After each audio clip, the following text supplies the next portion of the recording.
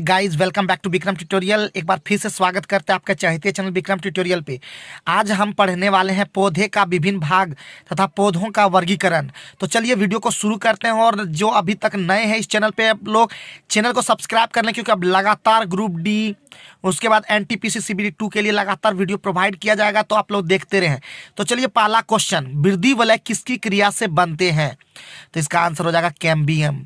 Option number ए इसका correct answer हो जाएगा। वृद्धि वलय किस क्रिया से बनते हैं? तो कैम्बियम। और भी जो डिटेल चीज देखना चाहते हैं तो आप नीचे में आंसर के साथ डिटेल भी देख सकते हैं। क्वेश्चन नंबर 2, अनिषेक फल वह है जिसमें होते हैं, तो क्या हो जाएगा? बिना परागन और निषेचन के बिना फल, उसे हम लोग क्या कहते हैं? Parthenocarpic fruit. ठीक है, ऑप्शन नंबर सी इसका करेक्ट आंसर हो जाएगा। क्वेश्चन नंबर 3, आवृत बीजी पौधों में भ्रूणकोष प्रायः होता है, तो क्या हो जाएगा आपका? द्विगुणित। आवृत बीजी पौधों में भ्रूणकोष प्रायः होता है द्विगुणित। बीज किससे बनता है? तो बीज बनता है बीजांड से, ओव्यूल से। भ्रूण से नहीं टिक कीजिएगा, ठीक है, बीजांड से हो जाएगा। आगे है, सुपारी का खाने योग्य भाग है, तो हो जाएगा भ्रूणपोष। ऑप्शन नंबर 20 का करेक्ट आंसर हो जाएगा। क्वेश्चन नंबर 6, कौन सा फल नट है? तो नट कौन चीज हो जाएगा? आपका काजू। काजू क्या हो जाएगा? नट हो जाएगा। आगे बढ़ते हैं। आगे है आपका नारियल में खाने योग्य भाग है, तो नारियल में खाने योग्य भाग है, बहुत इंपॉर्टेंट है। भ्रूणपोष इसका सही आंसर हो जाएगा, इंडोस्पर्म जिसको कहते हैं। और भी बहुत सारा, जैसे धान, गेहूं, मक्का, ज्वार, बाजरा भी में भी भ्रूणपोष होता है। आवृत बीजी पौधे के बीज में क्या होता है? तो हो जाता है सुप्त एम्ब्रियो। क्या हो जाएगा? सुप्त, जिसको डोरमेंट एम्ब्रियो भी कहते हैं। आवृत बीजी पौधे के बीज में क्या होता है? सुप्त एम्ब्रियो होता है। मक्का का दाना है, तो मक्का का दाना है वास्तविक फल। क्या हो जाएगा? मक्का का दाना है वास्तविक फल, याद रखिएगा, बहुत इंपॉर्टेंट है। एक सच्चा फल होता है, ये एक सच्चा फल क्या होता है तो अभी हम बताने वाले हैं आपको। तो हो जाएगा क्या आंसर इसका? निषेचित एवं विकसित अंडाशय। ऑप्शन नंबर सी इसका करेक्ट आंसर हो जाएगा। नेक्स्ट 11वां नंबर क्वेश्चन, कटहल में मांसल खाने योग्य भाग है, तो हो जाएगा सहपत्र एवं परिदल पुंज। ऑप्शन नंबर सी इसका करेक्ट आंसर हो जाएगा। निम्न में से क्या एक तेलहन है? तो राई एक तेलहन है। ठीक है, ध्यान दीजिएगा, राई एक तेलहन है। फसलों का हेरफेर किसके लिए आवश्यक है? तो मृदा की उर्वरता बढ़ाने के लिए। ऑप्शन नंबर डी इसका करेक्ट हो जाएगा। क्रॉप रोटेशन से लाभ है, तो क्रॉप रोटेशन से लाभ है भूमि में उर्वरकता की में बढ़ोतरी। अल्पकालिक एक वर्ष पौधे वह होते हैं जो अपना जीवन चक्र पूरा करते हैं आपका 6 से 10 सप्ताह में। शकरकंद में क्या रूपांतरण होता है? तो शकरकंद में रूपांतरण होता है जड़ का। जड़ ये जान लीजिएगा, मूली, गाजर, चुकंदर, शलजम ये सभी है जड़ है, जबकि अदरक, हल्दी, ओल, अरबी, प्याज, आलू सभी तना है। क्वेश्चन नंबर 17, एक जीव दूसरे जीव पर वृद्धि करता परंतु उसे भोजन नहीं लेता, वह क्या कहलाता है? तो वह कहलाता अधिपादप। ऑप्शन नंबर ए एपीफाइटी, याद रखिएगा। आरोहण मूल यानी क्लाइंबिंग जो रूट है, आरोहण मूल पाई जाती है, तो ये हो जाएगा पान में, याद रखिएगा, बहुत इंपॉर्टेंट है ये वाला भी। निम्नलिखित में से अभ्रूणपोषी बीज कौन सा है? तो मटर। मटर क्या है? अभ्रूणपोषी है। बीजों का अंकुरन जब वे फल के अंदर ही होते हैं तो वो क्या कहलाता है? तो वो कहलाता है विबिपेरी। क्या कहलाता है? विबिपेरी। जो पादप जीवन में केवल एक बार पुष्प धारण करते हैं वो क्या कहलाते हैं? तो कहलाता है मोनोकार्पिक। ऑप्शन नंबर 20 का करेक्ट हो जाएगा। पतियों में नहीं होते हैं, तो पतियों में नहीं होते लेंटिसेल। क्या हो जाएगा? लेंटिसेल। आगे बढ़ते हैं क्वेश्चन नंबर 23, रबड़ क्षीण वाहिका लेटेक्स वेसल किस में मिलती है? तो हो जाएगा कार्टेक्स। जड़ में पार्श्व जड़ों के निकलने के स्थान क्या है? तो ये हो जाएगा परिरंभ। ऑप्शन नंबर डी का करेक्ट आंसर हो जाएगा। भोजपत्र किससे मिलता है? तो भोजपत्र मिलता है बेटुला की छाल से। ऑप्शन नंबर ए। लंबे रेशे कहलाते हैं, तो लंबे रेशे कहलाते हैं लिंट। आगे बढ़ते हैं। नेक्स्ट क्वेश्चन है, साबूदाना किससे प्राप्त होता है? तो साबूदाना प्राप्त होता है साइकस से। बहुत इंपॉर्टेंट क्वेश्चन ये है। कुनेन की प्राप्त की जाती है, तो कुनेन प्राप्त की जाती है सिनकोना के छाल से। बहुत इंपॉर्टेंट है ये वाला, और इससे मलेरिया का बीमारी का दवा बनता है, तो पता ही है। अधिकांश ईंधन के रूप में प्रयुक्त पौधे प्राप्त होते हैं, तो ये हो जाएगा माइमोसोएडी। ठीक है, ऑप्शन नंबर ए। रबड़ एकत्रित की जाती है, तो हो जाएगा हीविया ब्राजीलेंसिस के तने पर टैपिंग करके। Option number C. निम्नलिखित में कौन सा पादप जीवित जीवाश्म है? तो ये हो जाएगा साइकस। आगे बढ़ते हैं। रसायन प्रयोगशाला में उपयोग में लाए जाने वाले लिटमस प्राप्त किया जाता है, तो हो जाएगा आपका सैक से। ऑप्शन यानी सैक को लाइकेंस भी कहते हैं। ऑप्शन नंबर बी याद रखिएगा, और बहुत ही ज्यादा इंपॉर्टेंट है। आगे है क्वेश्चन नंबर 33, लाइकेन उदाहरण है तो सहजीविता सिम्बियोसिस का, बहुत इंपॉर्टेंट है। सहभोजिता नहीं मार दीजिएगा, ध्यान रखिएगा। और वो होता है कॉमेंसेलिज्म होता है इसका अंग्रेजी, तो याद रखिएगा, बहुत इंपॉर्टेंट है। और जितना भी बताते हैं 2-3 बार वीडियो को जरूर देखिएगा। और हमेशा याद बोलते हैं कि कम समय में आपको बहुत सारा क्वेश्चन बता देता है। देखिए 5 मिनट हुआ और अभी तक 30 क्वेश्चन हम कंप्लीट कर चुके हैं, तो कम से कम 15-20 मिनट में आपको लगभग 100-150 क्वेश्चन करवा देते हैं, तो ये बड़ी बात है। लेकिन आप लोग वीडियो को नहीं देखते हैं, ये गलत बात है। आप लोग वीडियो को देखें, दूसरे तक शेयर कर दें, और जितने भी विद्यार्थी तैयारी करते हैं सभी को भेज दें, ताकि सभी का जॉब हो जाए जो आपके आसपास रहते हो, है कि नहीं। खुशी जब आपका दुगुना तिगुना आपका भी हो जाएगा, सभी का जॉब जब हो जाएगा। केसर प्राप्त होती है, तो केसर प्राप्त होती है आपका क्रोकस पादप के वर्तिकाग्र और वर्तिका से, यानी स्टाइल और स्टिग्मा से। सिनकोना के पौधे के किस भाग से मलेरिया की औषधि खुनन प्राप्त होती है, तो ये हो जाएगा आपका छाल यानी बार्क से।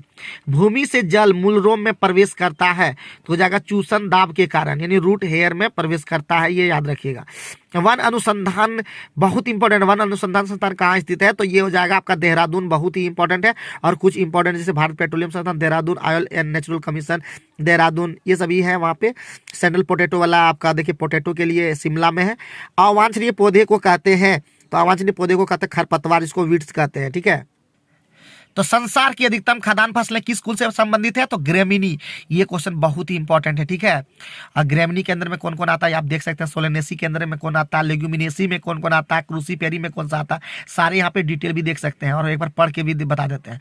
ग्रेमिनी गेहूं, मक्का, धान, गन्ना, ज्वार, जौ, जई, वस इत्यादि। सोलेनेसी में आलू, बैंगन, तम्बाकू, टमाटर, धतूरा। लेग्यूमिनेसी में सभी दाल, कत्था, इमली, लाजवंती, अशोक, शीशम इत्यादि।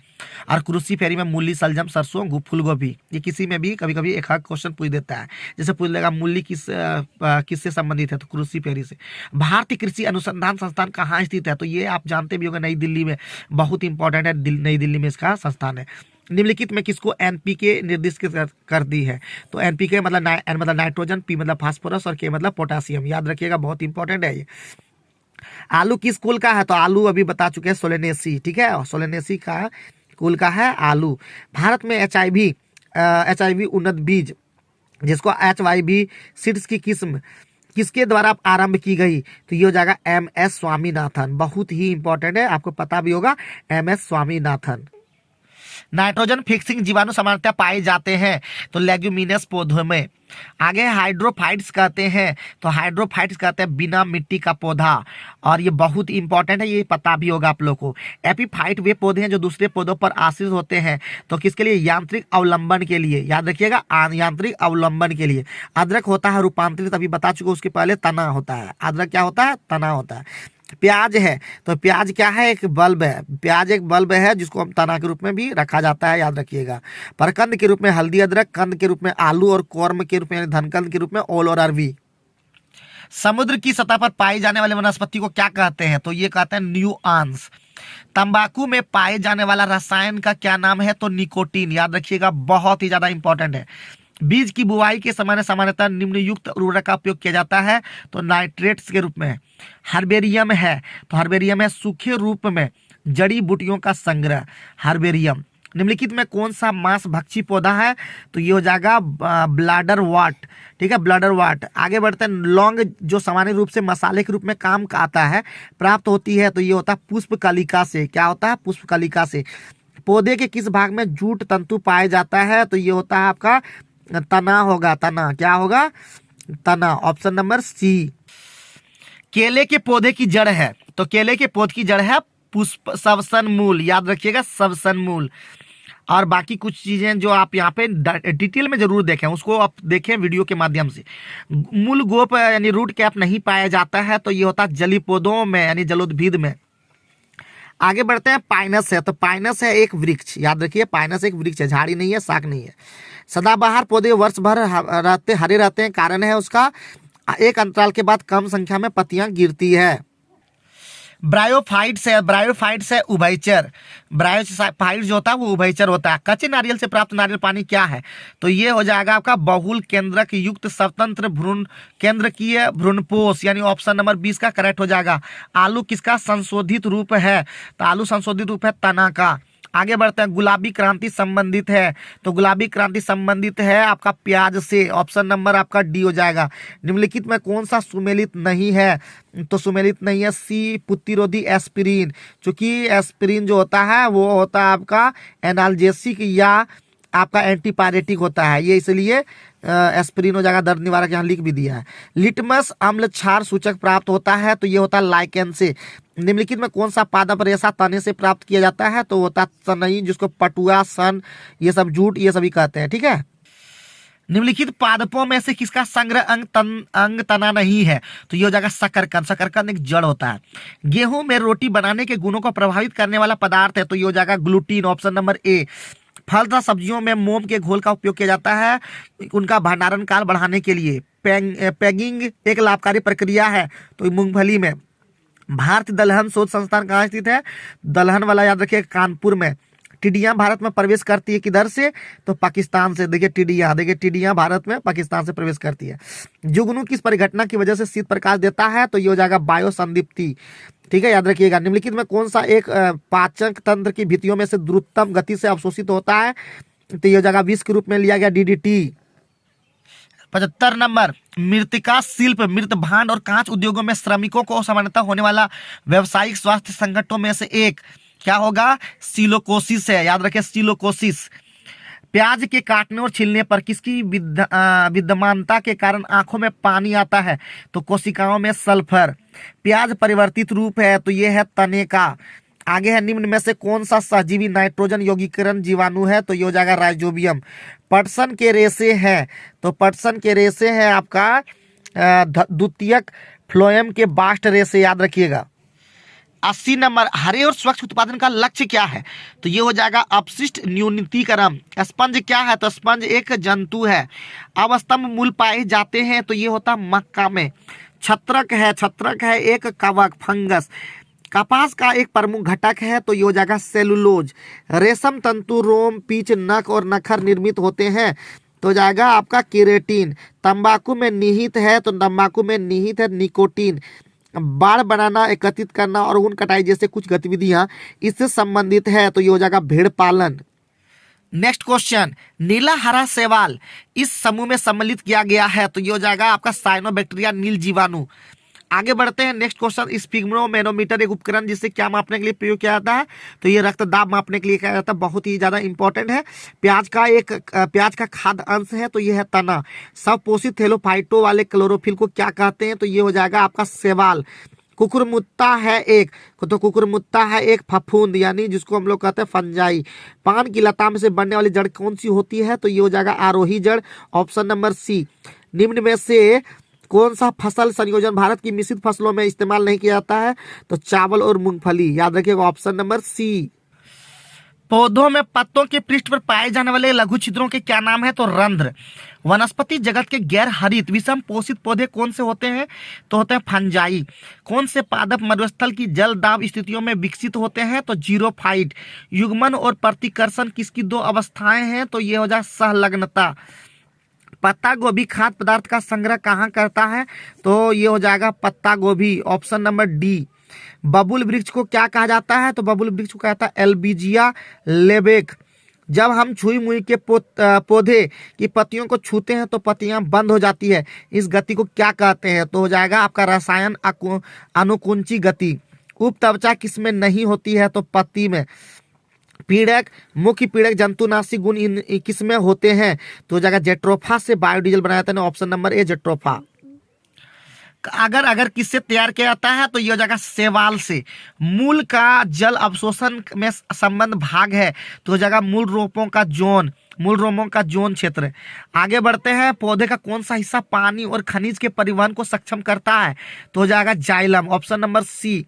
टमाटर क्या है, तो टमाटर एक फल है। डैश प्रकंद का एक उदाहरण है, तो हो जाएगा आपका ऑप्शन नंबर डी अदरक। अदरक क्या हो जाएगा, एक प्रकंद का उदाहरण, राइजोम जिसको बोलते हैं। अब बाकी डिटेल आप नीचे में देख सकते हैं। पादप विज्ञान में किसका अध्ययन किया जाता है, तो हो जाएगा पौधों का। आगे है नेक्स्ट क्वेश्चन, कवक विज्ञान क्या है? तो कवक विज्ञान है कुकुरमुत्ता का अध्ययन, जिसको माइकोलॉजी कहते हैं, याद रखिएगा, कवक विज्ञान को माइकोलॉजी कहते हैं। अब है नेक्स्ट क्वेश्चन, वैज्ञानिक नाम होमोसेपियंस का क्या अर्थ है? तो सबको पता है, ये हो जाएगा बुद्धिमान आदमी, ऑप्शन नंबर सी।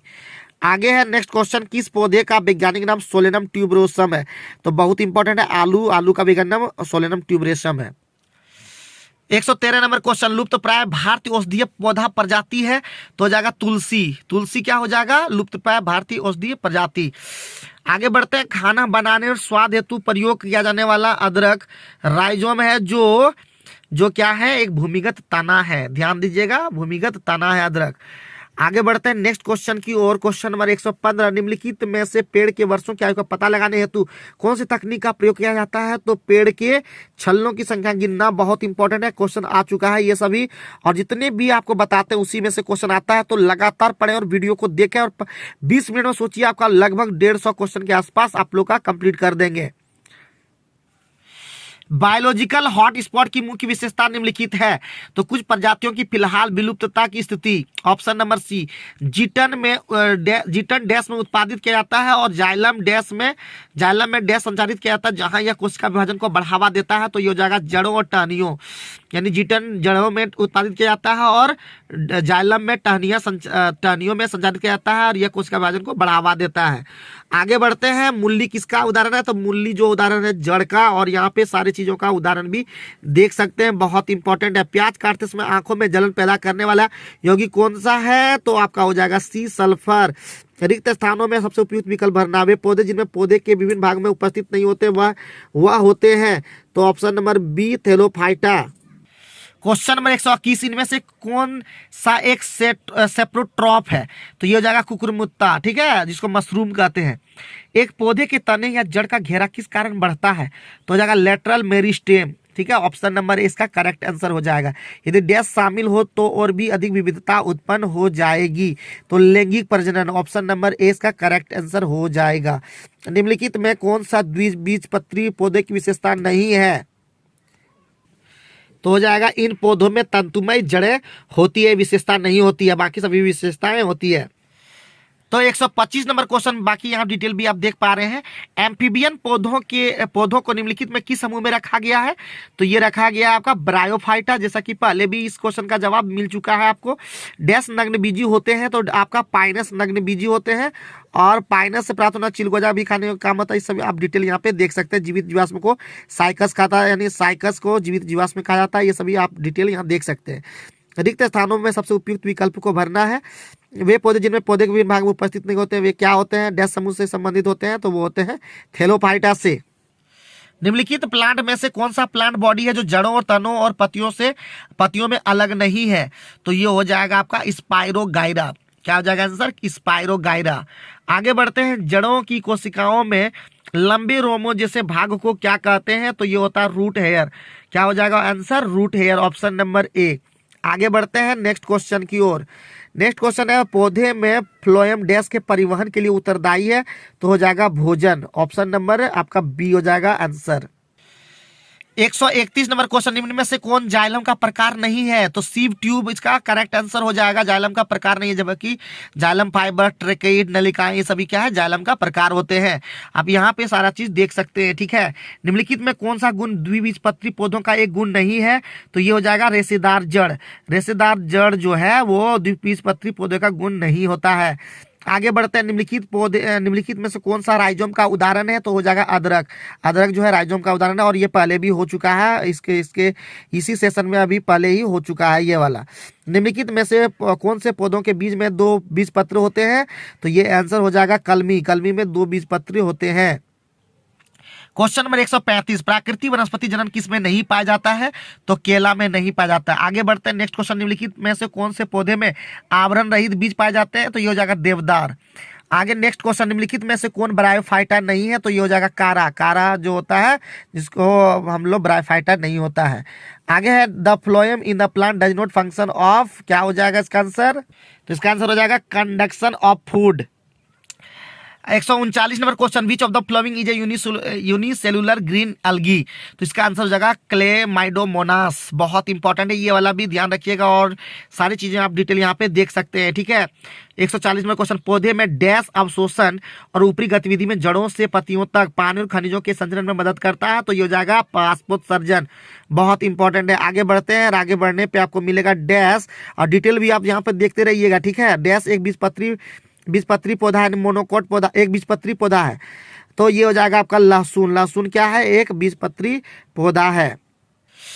142 में क्वेश्चन, कुछ पौधों की जड़ों, उपजी और पत्तियों की डैश प्रक्रिया के माध्यम से नए पौधों में विकसित हो जाती है, तो वो हो जाएगा वनस्पति प्रचार, ठीक है। क्या हो जाएगा? वनस्पति प्रचार। ध्यान रखिएगा, इसका क्वेश्चन गलती हो सकता है, ध्यानपूर्वक मारिएगा जब भी टिक कीजिएगा। निम्नलिखित में कौन मोनेरा समूह से संबंधित नहीं है, तो ये हो जाएगा डाइटम। डाइटम मोनेरा समूह से संबंधित नहीं है। आगे बढ़ते, निम्नलिखित में कौन सा समूह अनावृत बीज उत्पन्न करता है, तो ये हो जाएगा अनावृत बीजी, ठीक है। क्वेश्चन नंबर 144 का आंसर खत्म हो गया और यहीं पे इस चैप्टर का अंत होता है, और अगले वीडियो में नेक्स्ट चैप्टर लेके आएंगे। तब तक लगातार मेहनत करते रहिए, पढ़ते रहिए, होशियार बनिए, और एक बार ठान लिए कुछ करने का तो नहीं रुक जाने का। Thank you very much.